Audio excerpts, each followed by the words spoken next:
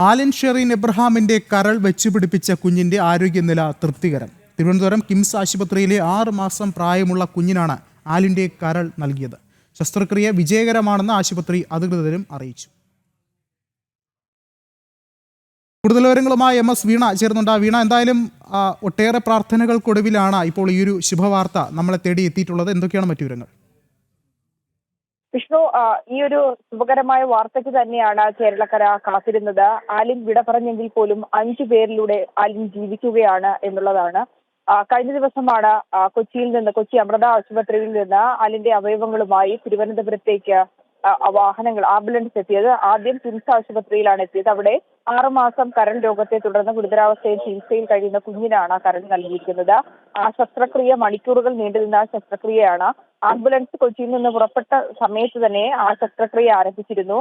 4 മണിക്ക് ശേഷം ഇതുമായി ബന്ധപ്പെട്ടുള്ള ശസ്ത്രക്രിയ ആരംഭിച്ചു. തുടർന്ന് ഒരു 4 മണിക്കൂർ നീണ്ടു നിൽക്കുന്ന ശസ്ത്രക്രിയയായിരുന്നു. ഇപ്പോൾ ആ ശസ്ത്രക്രിയയുമായി ബന്ധപ്പെട്ടുള്ള വിവരങ്ങളാണ് പുറത്തു വരുന്നത്.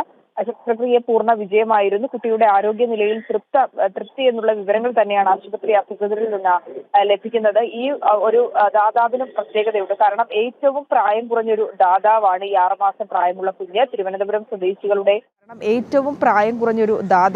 6 മാസം പ്രായമുള്ള കുഞ്ഞ്. തിരുവനന്തപുരം സ്വദേശികളുടെ കുഞ്ഞാണിത്. കരൾ രോഗവുമായി ബന്ധപ്പെട്ട് ഈ കുഞ്ഞ് ചികിത്സയിൽ കഴിയുകയായിരുന്നു.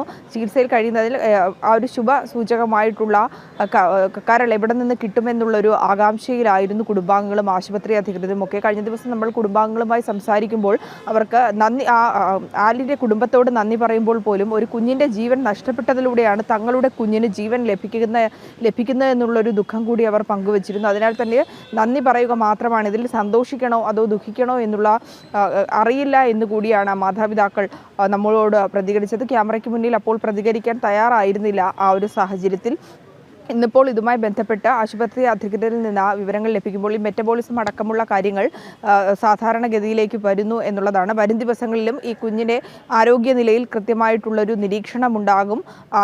കുഞ്ഞ് തിരിച്ച് സ്വാഭാവിക ജീവിതത്തിലേക്ക് കടന്നു വരുന്ന ഒരു സാഹചര്യവും ആശുപത്രി അധികൃതർ ഇതുമായി ബന്ധപ്പെട്ടുള്ള ആരോഗ്യ വിദഗ്ധർ വിലയിരുത്തുമെന്നും ആശുപത്രി അധികൃതർ അറിയിച്ചിരിക്കുകയാണ്. മറ്റൊരു 2 വൃക്കകൾ നൽകിയത് തിരുവനന്തപുരത്തെ നെഫ്രോളജി പീഡിയാട്രിക് വിഭാഗത്തിൽ കുഞ്ഞിനാണ്. അവിടെയും ശസ്ത്രക്രിയ പൂർത്തിയായി എന്നുള്ള വിവരങ്ങൾ തന്നെയാണ് രാവിലെ ലഭിച്ചതും. ആ കുഞ്ഞിൻ്റെയും ആരോഗ്യനില നിലവിൽ ആരോഗ്യ സംഘം പ്രത്യേക മെഡിക്കൽ ബോർഡ് സംഘം വിലയിരുത്തി വരികയാണ്. വിഷ്ണു, ശരി. MS വീണയാണ് വിവരങ്ങൾ നൽകിയത്.